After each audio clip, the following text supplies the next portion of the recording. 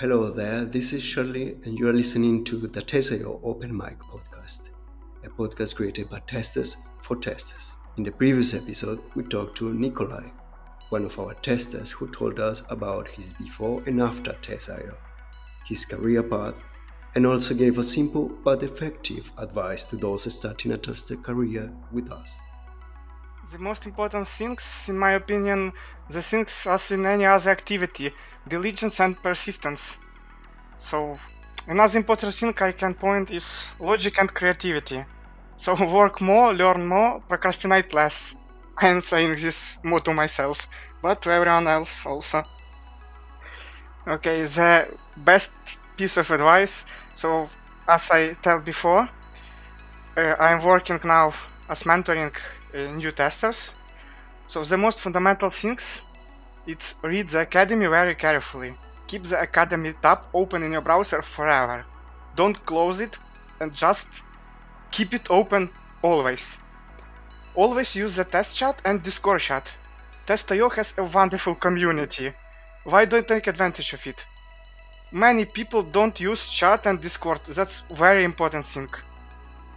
And few other important things are read test description very carefully. Always check the else messages in the chat.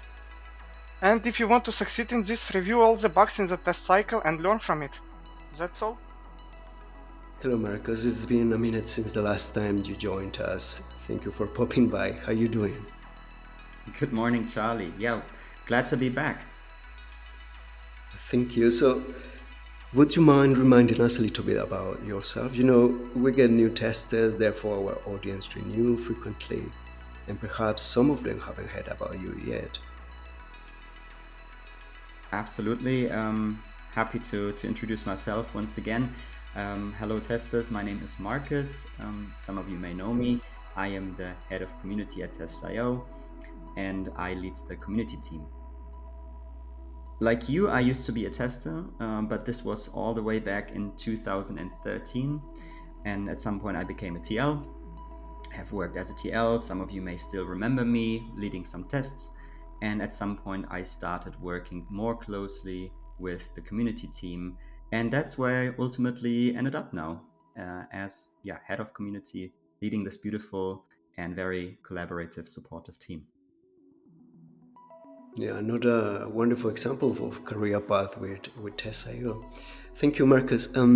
So today's subject is one of great relevance for our audience. What would be the subject about, Marcus?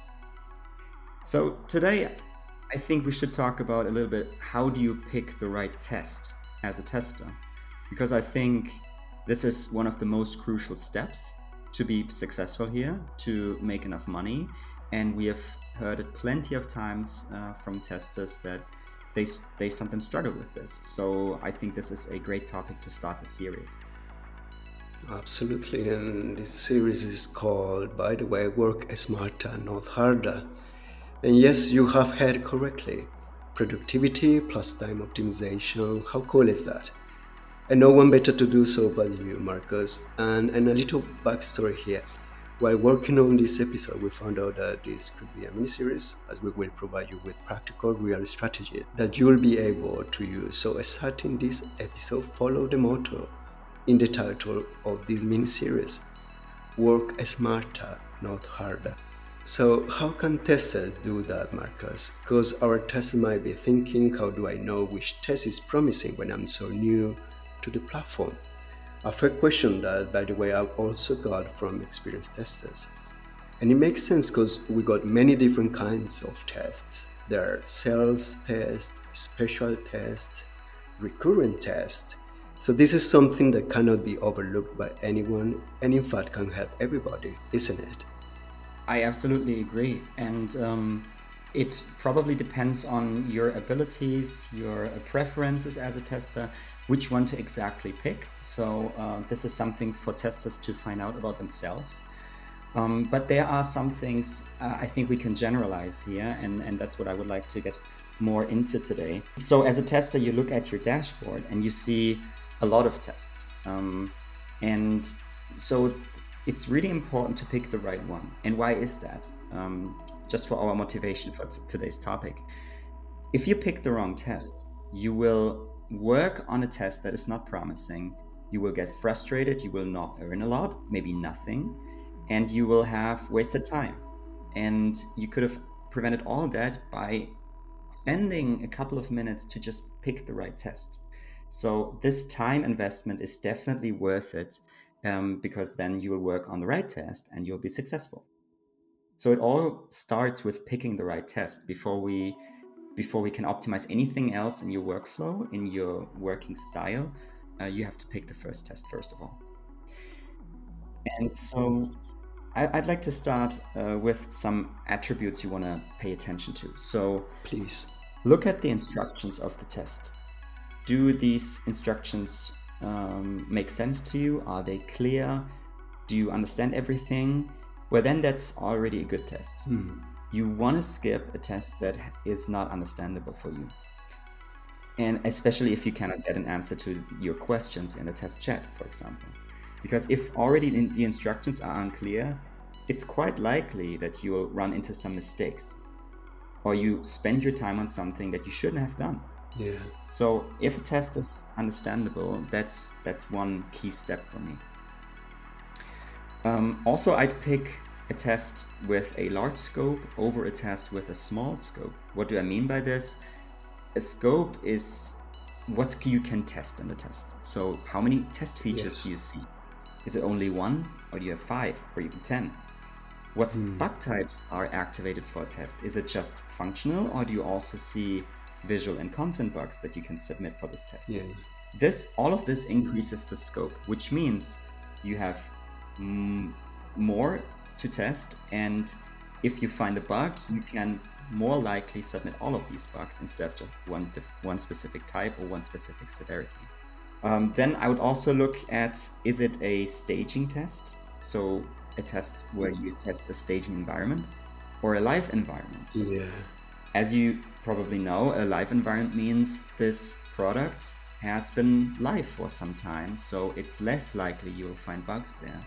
I would always choose a staging environment to test because it may be a beta environment and it's not been tested thoroughly yet.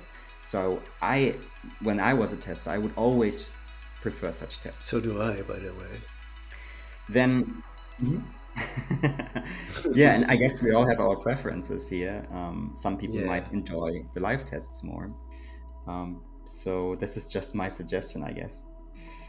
And then I would also look at, is it an app test or a web shop test? So web shops often use frameworks, and when you tested multiple web shops, you might see similarities. That's because they sometimes use the same framework, and therefore we would need to find a bug basically in the framework, or in the specific setup beyond this framework.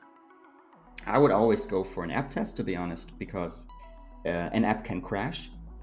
Yes. Websites crashing is much less likely, and if it crashes, then it might even be related to your browser.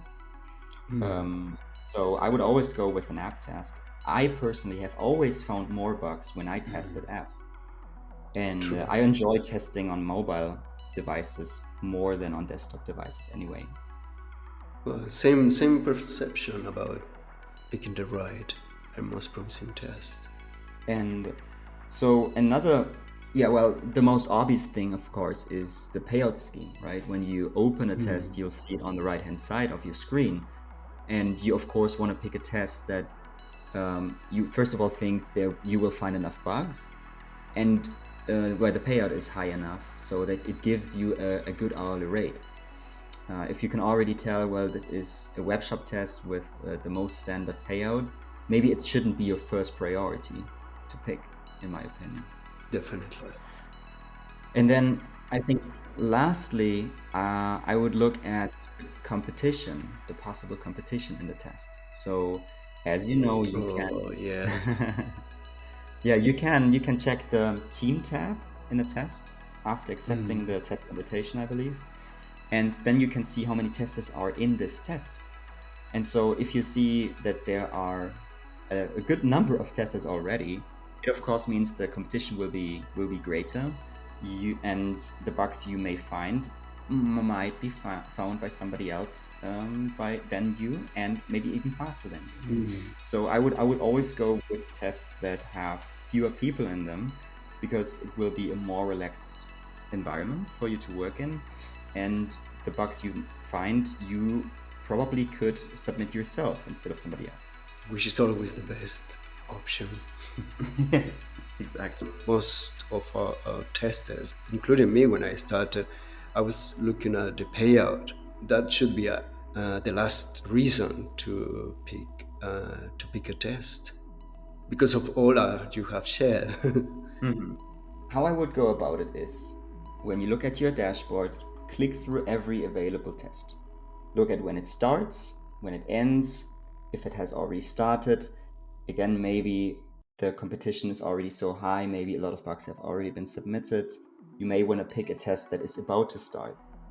Okay, among all those that are about to start, again, check the instructions, check the payout, check the hard facts of this test, check the complexity of the test.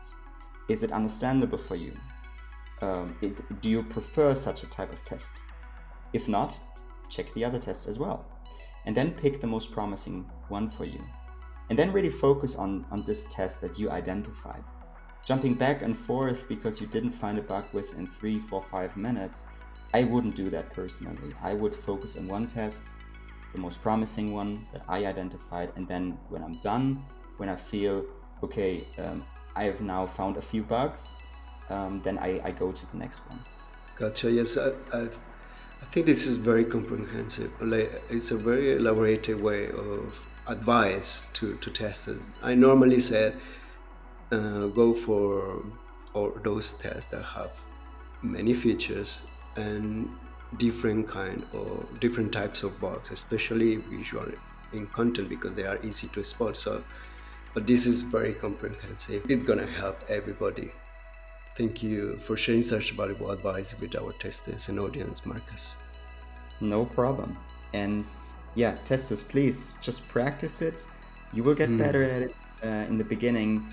It's new for everybody, believe me, and you will become better with experience. We all have on this platform. So just keep trying, just keep looking for the right test, and you will find your own pattern. You will find your own workflow to identify the best test. I'm sure. Yeah, I'm sure, yes. And I'm sure that after this episode, they'll start putting into practice all that has been shared today. And for sure, they're eager to hear the next strategy you have for us. And thank you all for listening to the Teseo Open Mic podcast. If you want to know more about us, what we do, how we do it, and build a QA testing career in the IT industry from scratch, hit the subscribe button. And if you want to listen to our private podcast, please join our Discord community directly from your Testa account. Take care, stay safe, and stay tuned. Cheers.